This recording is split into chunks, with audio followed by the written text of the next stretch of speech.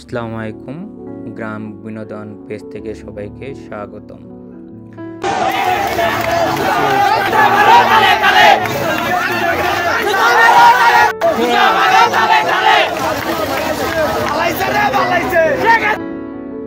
গাড়ি চলাচল বন্ধ, বিভিন্ন যানবাহন বন্ধ, চলাচল করে না, হরতাল, বিভিন্ন সমস্যার কারণে কিন্তু আমরা যাদের জরুরি কাজ, বিশেষ করে যারা আমরা প্রবাসী, যাদের ফ্লাইট বা বিমানবন্দরে আসতে হয়, হযরত শাহজালাল আন্তর্জাতিক বিমানবন্দর ঢাকা, দেখেন শত শত গাড়ি, রাস্তা একদম ফাঁকা, সিএনজি মোটর সাইকেলে আরোহীগুলি আসছে।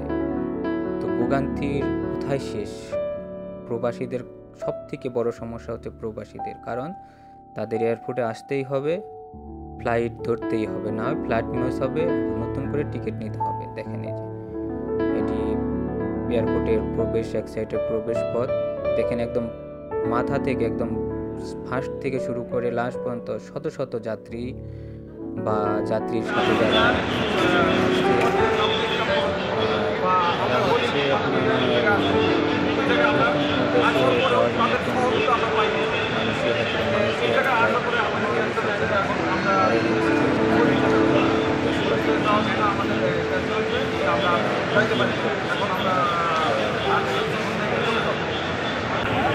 এই যখন অবস্থা, দেশের সার্বিক পরিস্থিতি অনেকই খারাপ। আসলে এটা কি বলবো, দেখেন কি অবস্থা এয়ারপোর্টের, প্রতিটা জায়গায় শুধু লুকানো, 2 দিন আগে 3 দিন আগে থেকে এসে পড়িয়া বসে আছে।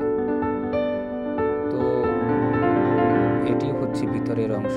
আর সব থেকে বড় দুর্ভোগ হচ্ছে যখন এত কষ্ট করে রাস্তায় এত কষ্ট করে এসে যখন এয়ারপোর্টে আসে, তার ফ্লাইটের জন্য ওয়েটিং করতে থাকে, তখন আরও আসে বড় ধরনের একটি ধাক্কা। সেটি হচ্ছে ইন্টারনেট বন্ধের কারণে, বিভিন্ন সার্ভার বন্ধের কারণে যখন ফ্লাইটগুলি একের পর এক ফ্লাইটগুলি যখন বাতিলের ঘোষণা আসছে, তখন মানুষের মধ্যে আরও বেশি উৎকণ্ঠা সৃষ্টি হচ্ছে, বেশি উদ্বেগ সৃষ্টি হচ্ছে যে আসলে সে তার ফ্লাইট হবে কি না, এরকম একটি বিষয়। সবাই কিন্তু উপরের মনিটরের দিকে তাকিয়ে আছে। দেখেন এই যে ক্যান্সেল কোনোটা ওপেন আছে, শুধু বাংলাদেশ এয়ারলাইন্সের যে সব ফ্লাইটগুলো ছিল এগুলি হচ্ছে শুধু ফ্লাইট হচ্ছে।